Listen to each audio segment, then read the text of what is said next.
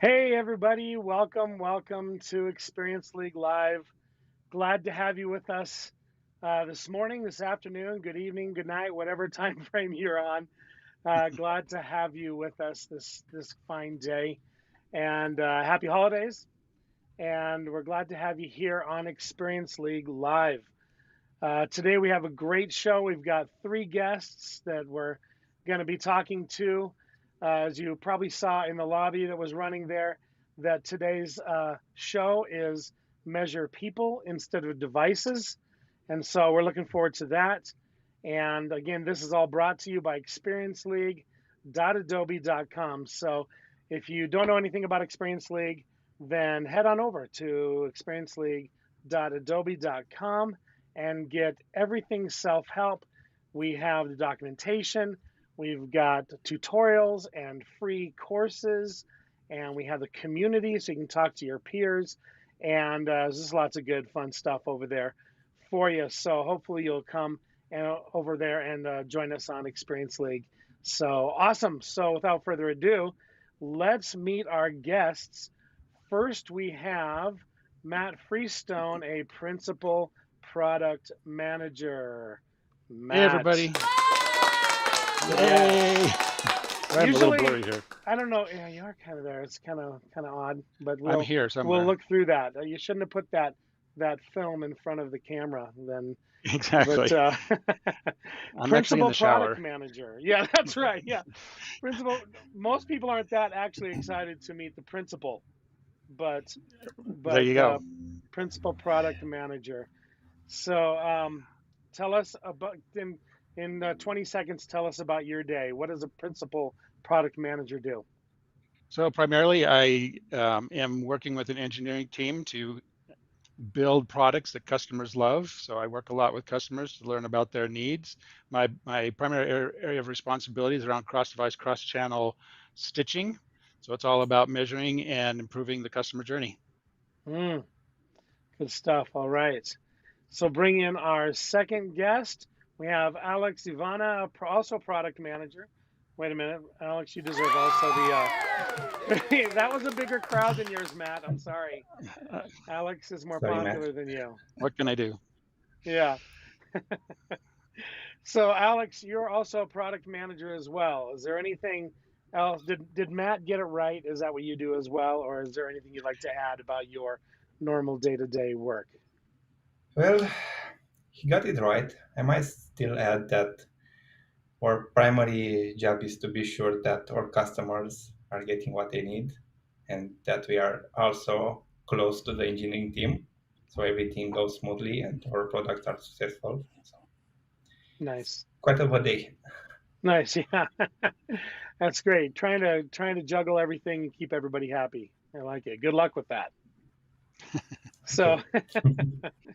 all right, okay, and then certainly not least, we have Nils Engel, who is a principal solution consultant. Another principal, yay! Oh, hang on, this one's for you, Nils. There you go, Nils. Tell us about a principal solution consultant and what you do. Yeah, so I'm primarily customer facing, so working with the customers who are using the technology that Matt and Alex are building, and really trying to make sure that they understand what the capabilities are, and that they're seeing the value and getting to use it and apply it against their data. Awesome. Okay, making it real, making it real. Yeah. Okay, I like it. Okay, if you guys haven't noticed, certainly you noticed when Nils came on. But if you haven't noticed yet, we've got our holiday sweaters on here. I will say that I have like holes in my body you can't see here because you can hardly with my green screen it's hard to miss green around Christmas time, so you can see right through me to that wall. And Matt, you've got what I understand is an award-winning. Yes, that's right. This was one of our early Christmas parties when we moved into the new building for Adobe down in Lehigh, and my wife and I had matching, or mostly Hmm, matching, Christmas sweaters, and yes, we won first prize that year. Yeah, don't get it wet. I mean, No, if you drool, then I'm thinking there's going to be some electricity there. it's probably not good to do snow angels with it either. That's right. Alex, so show us a little bit more of yours. We're waiting just a second for Nils here, but Well, let's see. I have my naughty reindeer. Oh, nice. So this is the one Santa uses. So Yeah, that's right. Nils, you got to show us this one in its full glory, I Yeah. think. All Yeah. right, I'll give you the Oh, full view here. oh So my this is gosh. homemade, if you can't tell. And yeah, I don't know. We showed up at a Christmas party where nobody else was wearing ugly sweaters, so that was interesting. Oh, wow. Yeah. If only you could have come in, like on some wires and flown in. That would have been, perfect. Have you been invited back? Yeah. no, surprisingly. Yeah, that's weird. That's so weird. That's very weird. Well, let's let everybody get to know you just for, another minute or two. Let's go through your fun facts. They might have read them on the lobby part there right before the show. But Matt, you are a photographer. I know you're an avid photographer, and I follow you on the Instagram. So The um, Instagram. on the Instagrams, and so what is your favorite thing to photograph? Probably my favorite thing is landscape and nature, but I've also done a lot of photography for like local theaters and productions. So like Arsenic and Old Lace at a local theater, or um, some local choirs when they've done concerts. I've done photography for them, so I really like event photography as well. Oh, okay, you can get those action shots at the choir. Yes, Yeah, it's good to freeze the action. yeah. Awesome. Okay. Well, fun stuff. And Alex, you are a traveler. It said that you like to travel, get out and about. Probably been a little hampered in the last couple of years on that. But quite a lot. what is your favorite place that you've ever traveled? Let's go there. Well, definitely to be Florence in Italy. I mean, that was the place I proposed my wife, so it was a magnific holiday. I will Nice. go there without any hesitation again. I Yeah. definitely recommend it. Yeah, but yeah, and that's not that far, or maybe it is, but I mean, from, relatively speaking, from Romania, where you're joining us, right? It's Yeah, probably just a hop and a 1 hour back or two, handspring down something like there. this. Oh my Yeah. goodness, yeah, that is nice. Yeah, yeah. Rough. Florence is awesome. Okay, I love it. And then Nils, you are a Spartan racer, right? You've done how yes. much? You said over 50, is that right? Spartan races. That, yeah, this year I crossed the 50 race threshold. Wow, that's I love them, crazy. obviously. So, yeah. So where I was going to ask you, what is the hardest one you've ever done, and what was it about it that was so hard, that was difficult? Hardest one, I forgot what year it was. I think 2015 or 16. I did Lake Tahoe. It was the World Championships for Spartan racing, and it was really hard. I expected it was going to be warm because it was in California. It ended up being 30 degrees with ice on the ground, close to 16 miles of running. I think probably the hardest part was that it was cold and that the elevation was significantly higher than New York, which is where I'm from. And I didn't have time to acclimate to the elevation. So I Mm. really struggled with, both the temperatures and the elevation. There was a swim in about 54-degree water as well. Eee. Oh man. And it was windy when you got out. So it was a rough race. Wow. That is craziness. Okay. While you're talking about that, and we're talking about obstacle courses, so I have to know if you've ever tried out for American, what is it called? Ninja Gladiator, Warrior. Ninja Warrior. Ninja Warrior. Oh American yeah, Ninja Warrior. I have not, but I don't know that I'd want to try out, but I'd love to play on their Yeah, course courses. for sure. Yeah. Nice. Yeah. Well, my foray into American Ninja Warrior is watching it from the couch. So Same here so far. it's it's pretty hard, to get up and get to the fridge and get some, yeah. So awesome. So thanks, guys. Okay, so let's dive in. We're going to talk about cross-device analytics. Very excited about this. And we're going to turn it over to Alex here for a second, but super excited about this because people for so long, have had to kind of, we call it unique visitors and things like that, but at the end of the day, we've been dealing with devices, and now, these days, obviously, with people having so many devices, then we really want to know more about people. So very excited to hear you guys. I don't mean to give away the ending there, so let's turn it over to Alex, and we should be able to just go here to your screen share. Hopefully, there we go. And so, Alex, why don't you take it away for a minute, and Matt, and you can jump in as well, and have you guys Sure. kind of tell us a little bit about like what is so cool about cross-device analytics inside of Adobe Analytics and how that all works.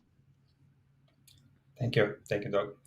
Hey everyone, I'm very excited to have the opportunity to present CDA.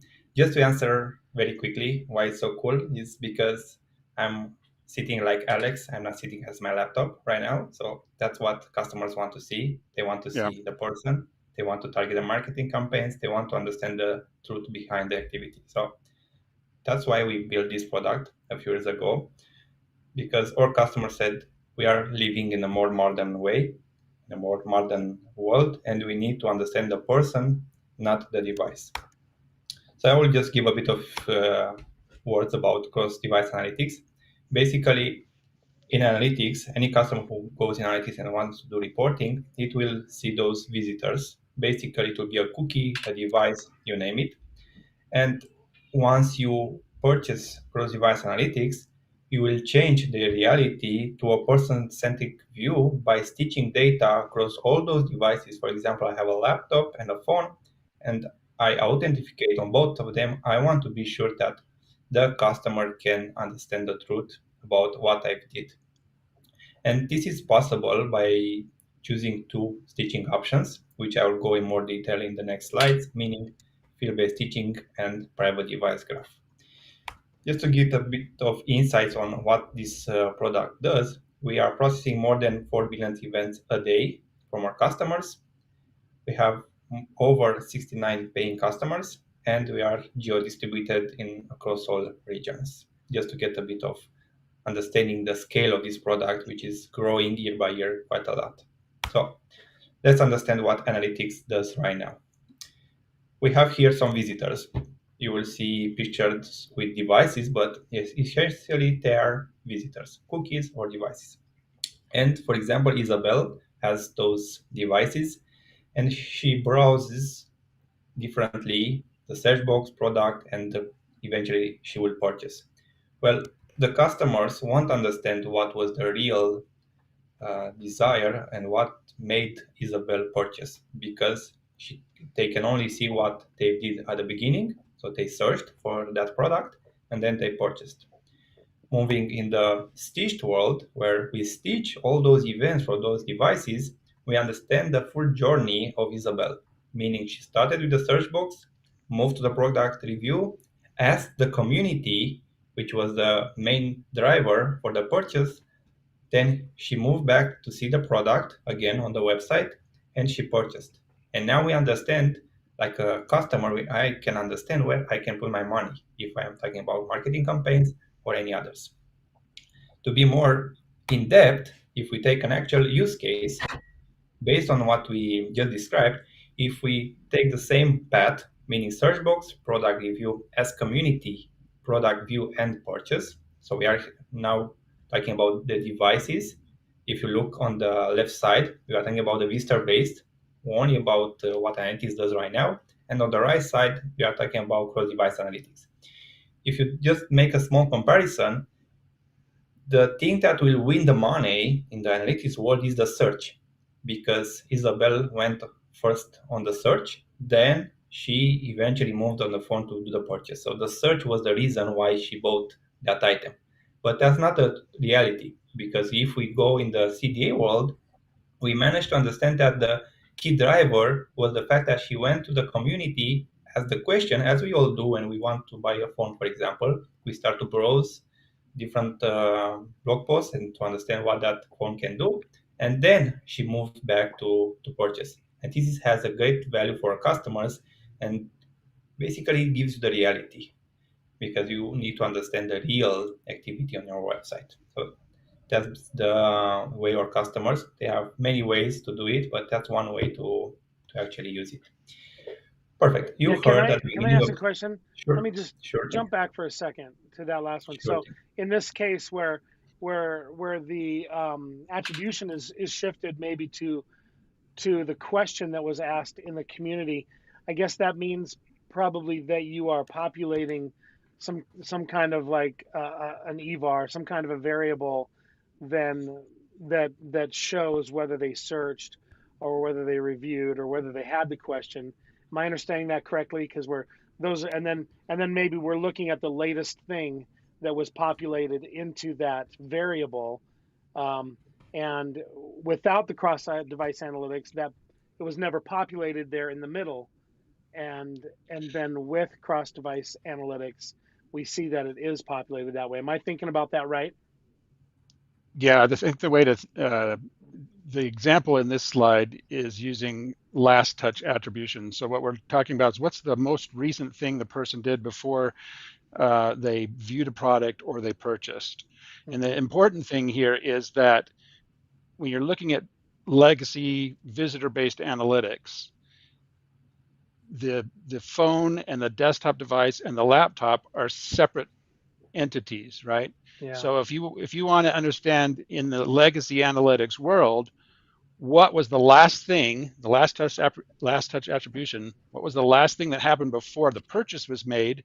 The only other thing that happened was the search box at the very beginning, right? Because it happened on the same device, right? So the attribution for that visitor is that the search box got credit for the purchase.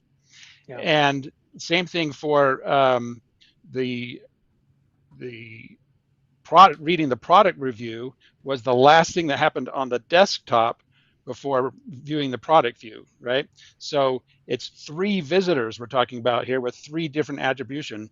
One where somebody searched and then purchased, another visitor where somebody read a product review and then looked at the product, and then the last one where they asked a community question and did nothing else. So it's like fractured that customer journey into multiple pieces. Whereas if you're looking at it from a person perspective with cross-device analytics, one person, Isabel, did all of these things, right? And the last thing that she did before she viewed the product and before she purchased was she asked the community question, right? So it's a different mindset. You're not looking at attribution on individual devices. You're looking at attribution for the entire customer journey. Yeah. Awesome. Yeah, and maybe if you guys don't mind me adding one more comment, which is, yes, we're using a last touch model right now, but we could very easily use like a linear model or even a participation model that would then give credit to all three of those touches for their influence on driving that conversion. Yeah, that's right. That's nice. Right. Nice. Thanks, Alex. Thanks for letting me. Thank you for the comments. For a second. Yeah. Okay. Perfect. Thank you, guys. You heard about the stitching options at the beginning of the presentation. So currently CDA has two options in order to do stitching. And as you can see on the left, I'm talking about field-based stitching, and on the right, private device graph. What the difference between them is, first of all, field-based stitching does stitching based on a field. Like Doug just said, an evar, for example, or a prop. So the customer comes, he said, okay, I want to get CDA, and I store my identities when a certain visitor logs in a evar. Perfect. We'll be using that one, and field-based stitching will work perfectly. Another interesting thing about this option is it's fully transparent. What the customer adds in that field, it will be the source of truth for everything we do across the journey. And of course, we can do backfills. What backfill means, if, for example, I have a customer in analytics for like 2 years, and right now he decides to get in the Analytics Ultimate and get CDA. he has the option to start fresh, like it has in the private device graph where backfill doesn't exist. Well, in field-based stitching, if he has the historical data, we can bring it over and stitch it, just for the customer to get more insight with what happened in the past, not just go from here to the future. And of course, those two options can only work if users are authenticating. So it's a deterministic method that needs some input from the users. For example, myself, I will go on the website and I will log in. Then I can understand that my device belongs to me. Same goes for the private device graph. The main difference between them is if you have multiple fields. For example, I store my email in one field, one EVAR. I store my CRM ID on another email, and so on, another field, sorry. Then I want to use all of them. You need to go to the private device graph option because it gives you the option to combine them based on the graph algorithm. The algorithm is a very straightforward thing, which doesn't give much transparency, but at least gives you the option to get advantage of all your fields.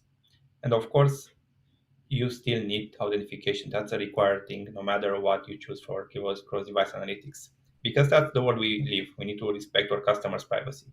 We can't just get there and take advantage of those informations. Moving a bit Nice. You forward. have. Oh, sorry. I'm not Yeah. talking fast enough. But so yeah, I just wanted to comment on that. But yeah, we need to know who people are, obviously, as they authenticate. And you've got a link down there that is probably pretty small for people. But if you want to know more about not only customer device or cross device analytics, but also get more information about set customer IDs and setting that up.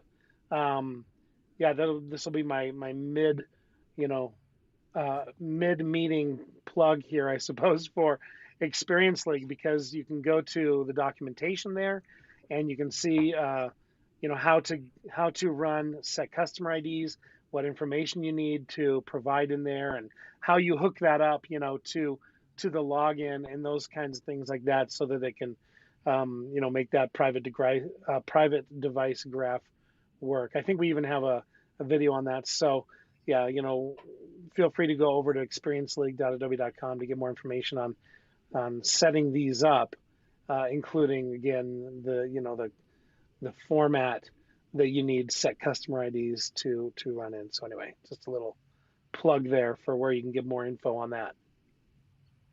Perfect And maybe insight.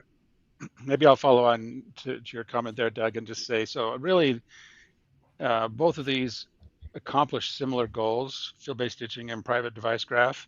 They have slightly different capabilities, but in the end, the main difference is the way that you communicate to Adobe who the person is, right? In the case of field-based stitching, you stick that identity in an EVAR or a prop.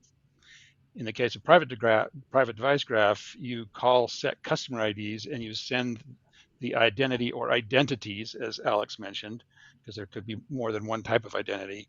You send those to the Experience Cloud via the set customer IDs call.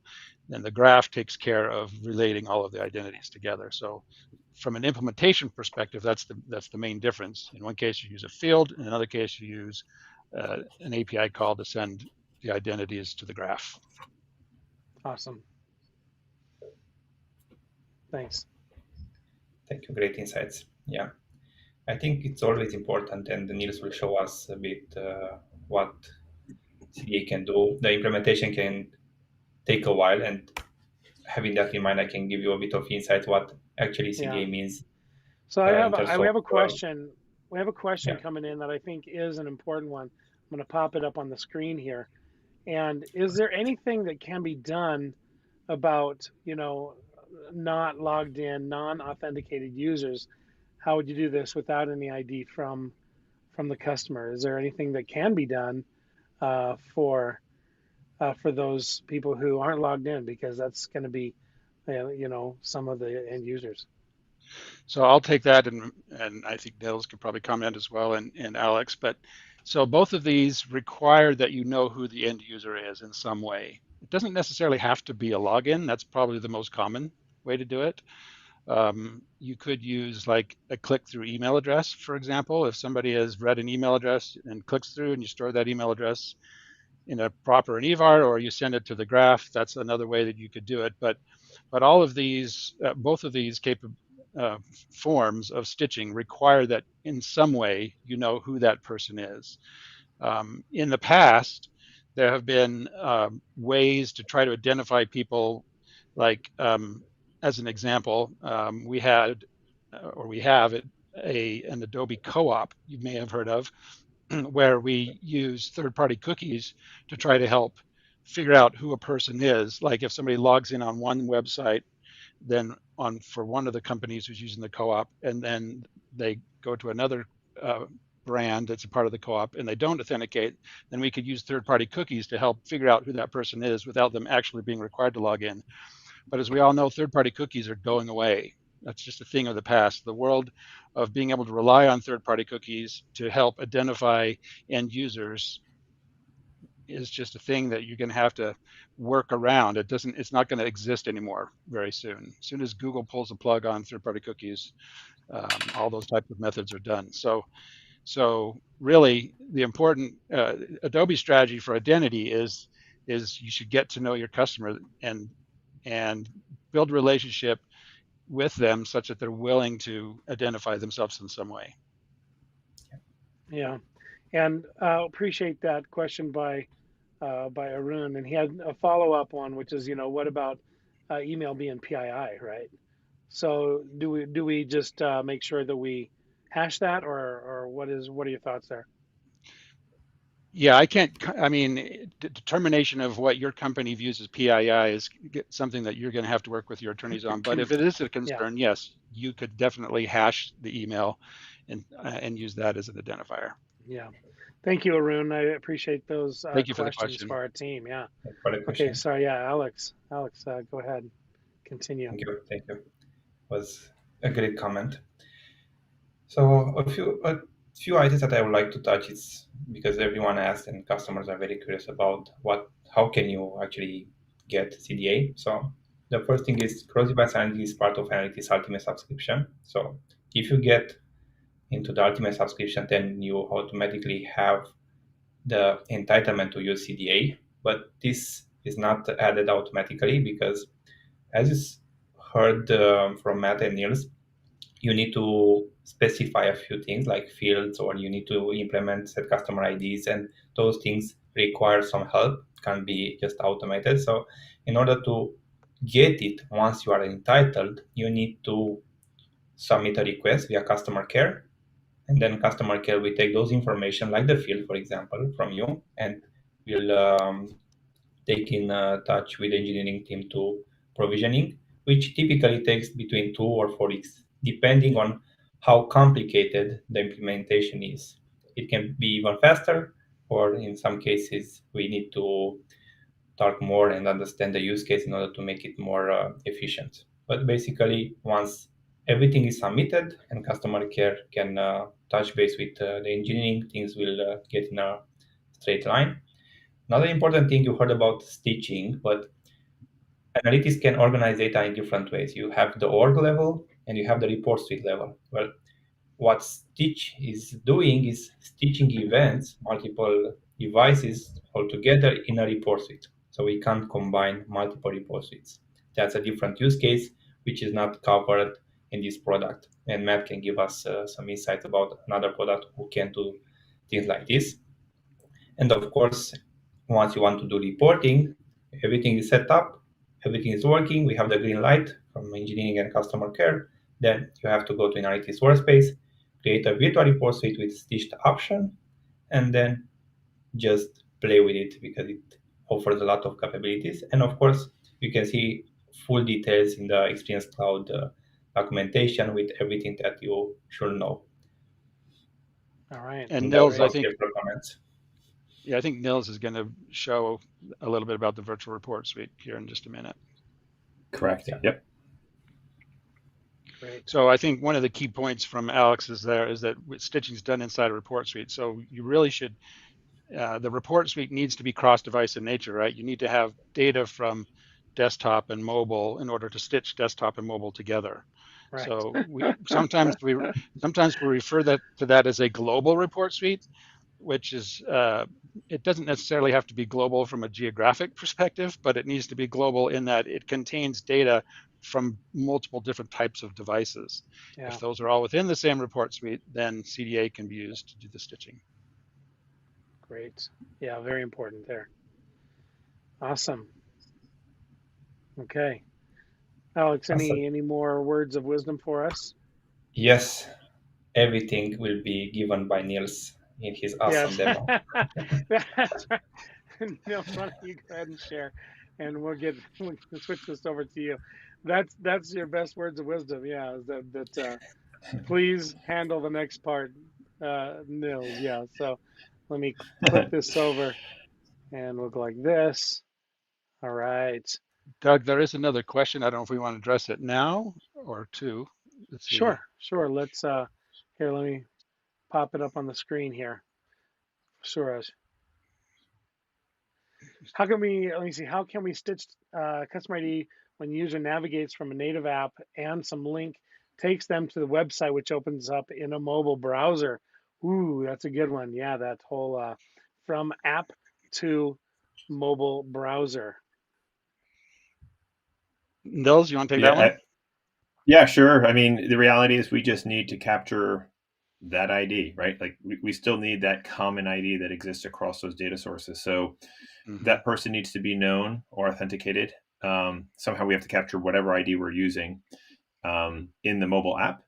And then when they're in the mobile browser, we would need to, it either needs to be passed to the mobile browser when they click on the link from the mobile app, and captured in an EVAR or a prop in a mobile browser, or they get in a mobile browser. And to be clear, the analytics data from both the app and a mobile browser would need to be in the same report suite for that to work. Yeah. Yep. Yep. Not sure if you want to add Awesome. anything to that, Matt. No, I think that's good. And Good. there's one Okay. question before that as well, Doug. Oh, okay. Sorry, I'm slow here. Okay. Yes. Okay. So you want to go Can ahead and cross read yeah, that, can Doug? cross-device analytics work if customers only log in at the end of the visit, or will that visit be split into two once they log in? Good question. So stitching has kind of two, I would call, parallel processes. We stitch the data as we go. So as soon as we know who that person is, then we begin stitching from that point forward. But there's another process that's part of stitching that's called replay. And today there are two options. We can replay once a day with a 1 day look back, or we can replay 7 days with a 7 day, or once every 7 days with a 7 day look back. And the purpose of replay is to go back and help, if we have learned in that within the replay window who the person is, then we go back that period of time and we restate the data within that window as belonging to that person. So one of the key advantages of cross-device analytics is that ability to go back and replay some of the history to try to bring in that pre-authenticated behavior. Awesome. Thank you. Matt, let's move for now. Let's move. Yeah, Thank let's you go for ahead all to these Nils. questions. Appreciate it. Yeah, Nils, why don't you show us some stuff here? This is I'll great. happy to show some stuff. Okay, so once the data has been prepped, so basically, the report suite has been defined that the stitching will be based off of, and the appropriate IDs have been defined and submitted to your CSM, and the stitching has been applied. Then we can go into analytics and we can actually define the virtual report suite that will be able to take advantage of cross-device analytics. So I clicked on components and I'm in the virtual report suites interface. You can see I have a bunch of them here, and I can just click on add to create a new virtual report suite. When I do, I give that virtual report suite a name. I'm just going to call it test because I'm not going to actually save it. I would give some sort of description for that virtual report suite. And then I need to define the source of the virtual report suite. And this is where you would point to the stitched report suite, which would have been created as part of the process of reaching out to your CSM, your customer success manager. And so you would point to the appropriate source. You could then do anything that you can within a virtual report suite. So define a specific time zone that you want to use. You can even apply segments against a virtual report suite to only include certain data into that virtual report suite. And then lastly, there is also, well, a little bit more than lastly, there is the visit definition tab. Within a visit definition tab, you have the ability to enable report time processing. And Cross-Device Analytics relies on this report time processing capability. When you enable that, it then allows you to define a standard visit timeout, which is 30 minutes, or you can define based on any kind of preset, or you can even define a custom visit timeout if you want. I'm going to leave mine at the standard 30 minutes. I can also define that key events may start a new visit. So think about maybe an app launch event if you have mobile app data in here. An app launch event could kick off a new session or a new visit if you wanted to. But the key thing for cross-device analytics is to turn on the stitch user visits across devices. This is basically going to now glue a person together based on that ID that we've captured, and store the data by that level. And really what ends up happening is where we have an ID for a person, we'll store the data at that ID level, even if it's just if we only have one ID, one device associated with them. Where it gets interesting is if somebody has become known across multiple devices, we're now storing this data at that person ID level or that customer ID level. And that now allows us to stitch them across the various devices within here. Now, there's a bunch of other options you have within virtual report suites. For example, I can say I want to bring in all of my variables, all of my EVARs, my props, my custom events automatically, or I can say I want to select only certain ones that come across into this virtual report suite. In this case, I'm going to just have them all pop over. If I were to click on Save now, I would have a new virtual report suite that's using cross-device analytics, and it would be called Test. Once you have that virtual report suite built, you can then go into the Analysis Workspace interface, and you can start performing analysis on this data. You can see I'm in a virtual report suite that I've called CDA VRS. That stands for Cross-Device Analytics Virtual Report Suite. You could have called that anything you wanted. And we actually have a template that we provide out of the box that allows you to perform analysis and has a whole bunch of pre-built types of analyses. I've taken that template and just refined it down to just some key areas that I'm going to be focusing on today. But you just know that you could, create a project off of that template, and you'll have a whole bunch of pre-built views that allow you to understand, how cross-device analytics is stitching people together. So some of the key things we're looking at here in this cross-device analytics report suite, I can see that 59% of the people are unidentified. That means that we did not capture any type of ID for them, their customer ID or email or whatever it might be that we use to stitch them by. 41% of them are identified, which is kind of interesting.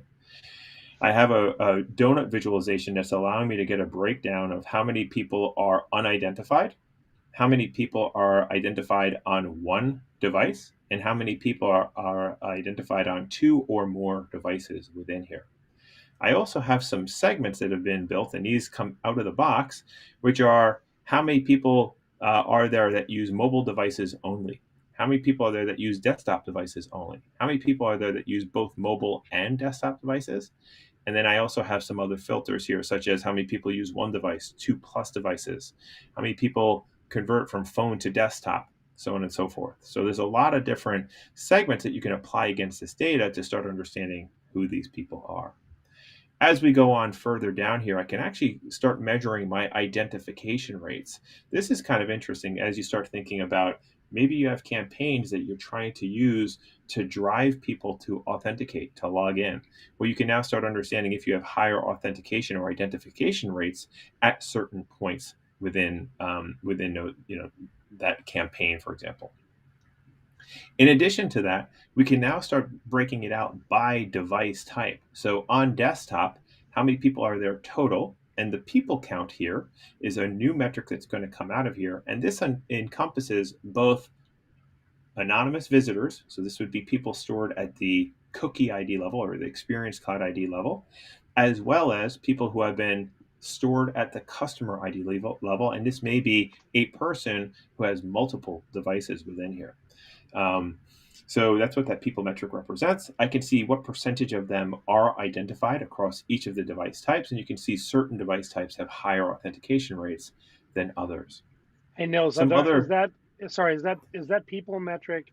Then is that out of the box in that virtual report suite that has been set up like this?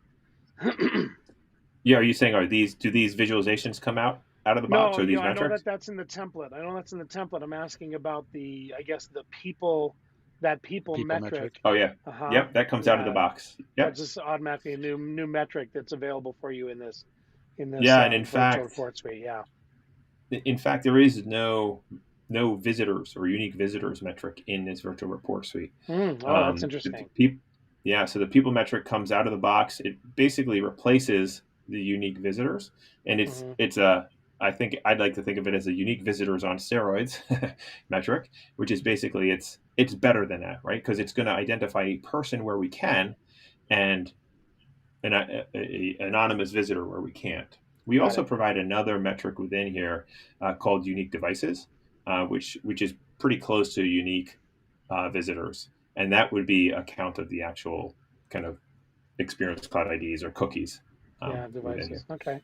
Cool. I'll throw in there that this concept of people is spread throughout this virtual report suite environment. For example, within segmentation, if you're familiar with creating segments in Adobe Analytics, you have hit visit visitor containers as part of a segment, but now it's hit visit person, right? So again, we're swapping out that concept of visitor with a new concept of person. Yep. Great point, Matt. Another interesting metric that comes with this visualization is identified people. For example, if you want to see only the identified people, you want to get a hint of how many I managed to identify, you can see that out of the box with the identified people metric, and you can understand where you are at a certain point, as Niels just showed. Mm-hmm. Yep. Yeah, nice. Right. And yeah, that was right up there in the segment dropdown, right? That you showed, Nils? Correct. Yep. Yeah. The hit visit person, yeah. Okay. Oh, and up awesome. there, yeah.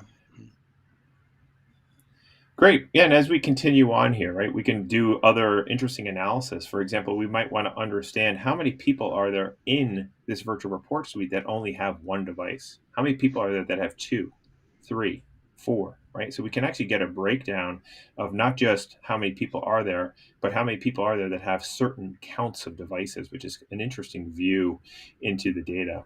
We also, using a Venn visualization, can now start understanding what percentage of the people in this data set are actually across device, right? Multiple devices within here. So this becomes interesting because it's not just at a device level, but it's a device type level. So what I'm looking at here is how many people do I have that use desktop?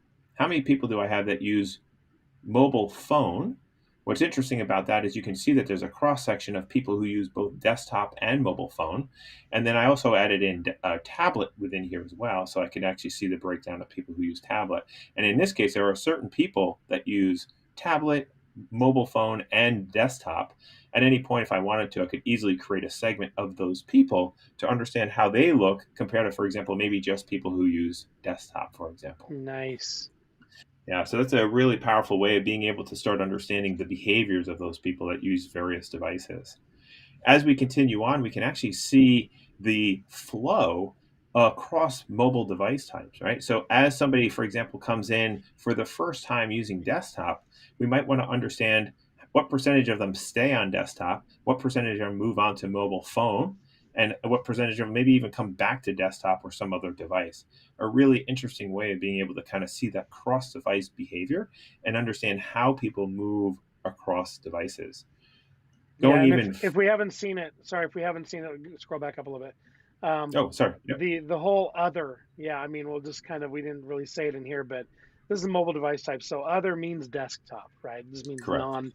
non-mobile. So just kind of point that out. We've been not dancing around that, but we haven't pointed that out. So I just wanted to say that. Cool. Yeah, Yep. good point. I probably should have said that. Thanks for saying that, Doug. That's right. Great. Okay, so as we continue on here, right, we can even use the fallout visualization to now start really getting counts and seeing how many people there are that actually go from the one device type to another. In this case, I wanted to understand how many people start on a mobile app and move to a desktop app. Now, what's interesting about this can be done at a person level, or I could very easily change this to be done at a visit level. Are there people who are starting a process potentially, right, on the mobile app, getting frustrated, not able to complete it, and then pop into the desktop to actually complete it, right? I'm guilty of that for sure. And then the next event we wanted to look at is some conversion event. In this case, it's an order event, but a really interesting way of being able to analyze that to see, is there potentially something in our process that people don't feel comfortable completing that in the mobile app, but move to the desktop to complete it.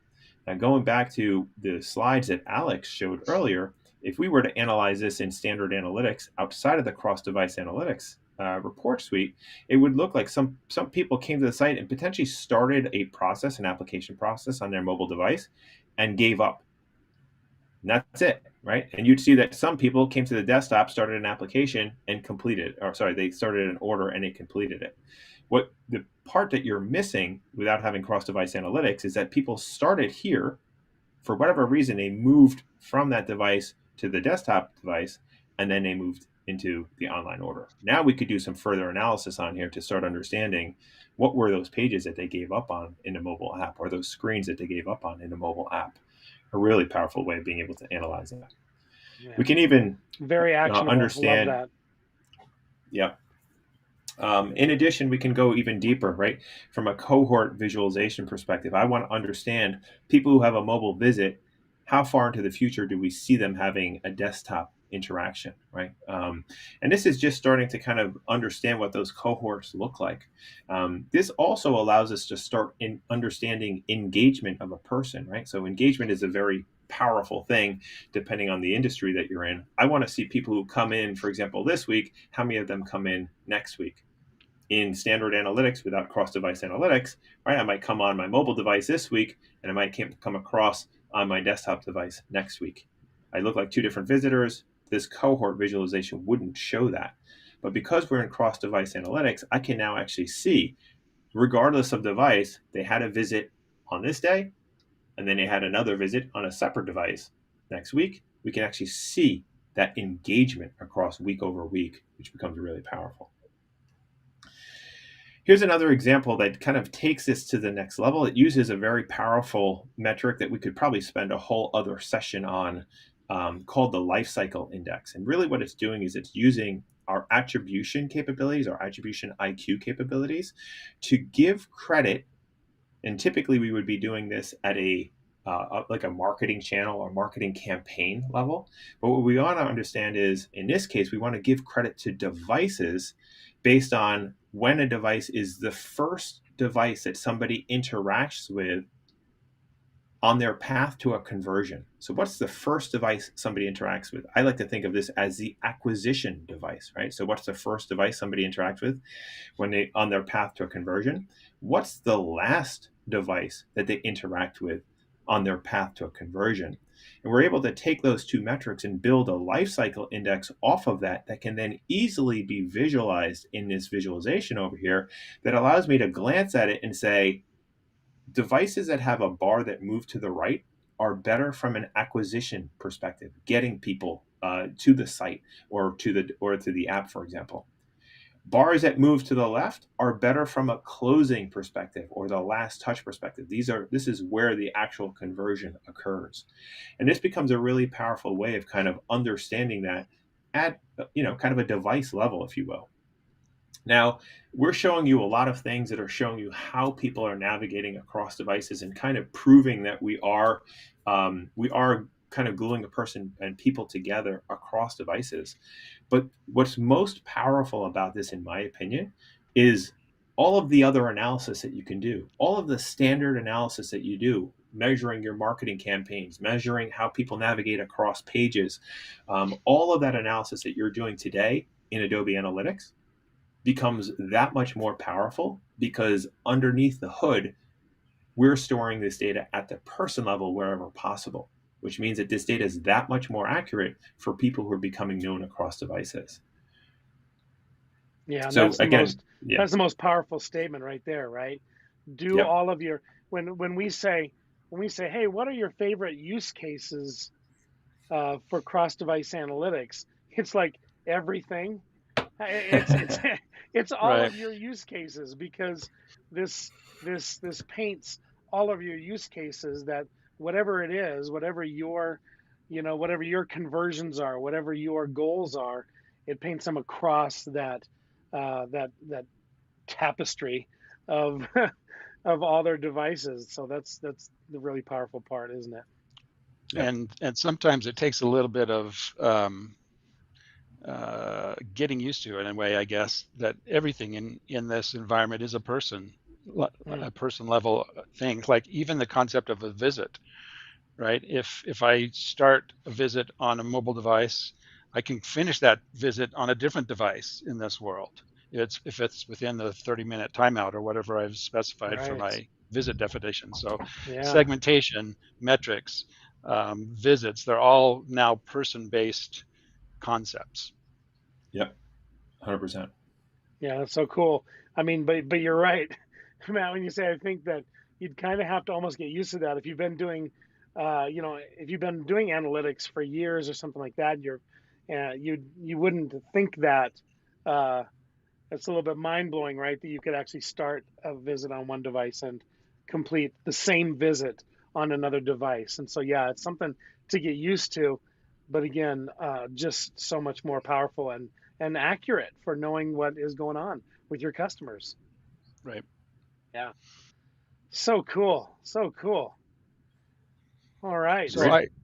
I'll add that we've had a guest person answering questions for us, Anka Balinel, who's the engineering manager for CDA, also in Romania. She's been helping us out answering a couple of questions. So thank you, Oh, Anka, for thank your help you. there. Yes. Appreciated. Thank you so much. Well, that is awesome, guys. I know we could probably go on and on about this and everything, but I think that's a great summary of what is needed, what kind of how to get it going. Appreciate that, all that great stuff from Alex and Matt and Nils showing us how to set up that virtual report suite and then some of these great reports. The whole cooking show approach here. I happen to have this one right here in the oven, all completed. So so that's very helpful. I hope that everybody is seeing what they can get out of this great feature of cross-device analytics. Um, before we leave, though, before we leave you today, we do have one more segment for you. Wait for it.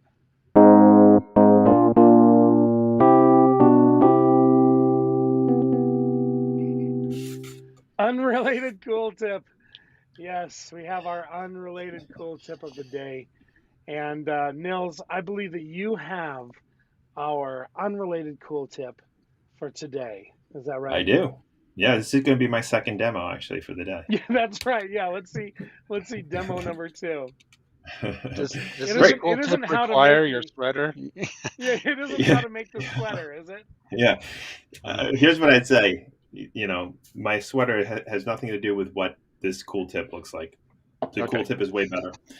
All right, so I'm going to give you guys a cool tip on how to make healthy tea. This is something that my wife and I saw at a restaurant that we were at actually very recently.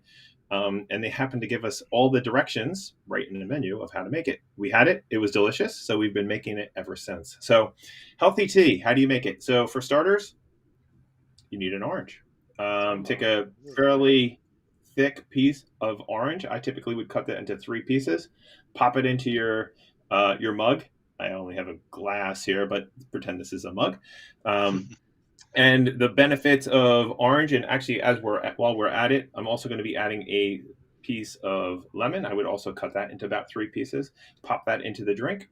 Benefits of those are they both have vitamin C in them, which are good for your skin, for healing on your skin, and also an immune system booster. On top of that, we'll take some ginger. So I've cut up a couple pieces of ginger, not too big, but taking those, pop them into the drink. Those have anti-inflammatory properties. They're really good for calming your digestive system, and a host of other things. But plus, they taste really good, I think. Then next one, take a piece of cinnamon, just one of those little cinnamon sticks. Pop that in there, right? Cinnamon is also an antioxidant and also an anti-inflammatory, among a number of other things, and it tastes really good. Delicious. We have some mint I'm just waiting tea. for you to put something in there that just tastes terrible. But I'm hoping that everything, that's the whole thing. Will be good. It's delicious, in my opinion. Okay, Mint. So mint, I typically would rip this into about 3 or 4 little pieces. Mint has vitamin A, which is, well, it's good for you. But in addition to it helps with bad breath if you have it.